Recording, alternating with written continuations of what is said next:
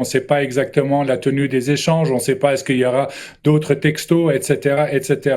Moi, j'ai pas trouvé que cette conférence de presse, en tout cas, a répondu à certains objectifs. Oui, il y avait un point très positif et je pense que ça aurait dû être fait beaucoup plus tôt, c'est d'avoir l'ensemble de son caucus derrière lui, parce que ça fait toute la semaine qu'on se pose des questions à savoir est-ce que le caucus est derrière lui ou pas. Donc, pour cette image, on peut dire que oui, c'était bien, mais pour le reste, non. Sur la forme, moi, je trouve que Monsieur Rodriguez, encore, quand il parle, ça veut dire, c'est pas convaincant. Il devrait avoir un ton, pour moi, beaucoup plus sobre. N'oublions pas que l'objectif de Pablo Rodriguez, c'est de dire que c'est un chef aspirant Premier ministre. Mais j'ai pas vu, et ça fait 3 fois que je regarde ces conférences de presse, je ne vois pas un chef aspirant Premier ministre. La façon comment il répond soit trop vite, etc. C'est un peu désordonné. Et aussi, je ne le vois pas méticuleusement aller après chaque argument pour les défendre. C'est pour ça, donc, je trouve pas que cette conférence de presse a répondu son objectif,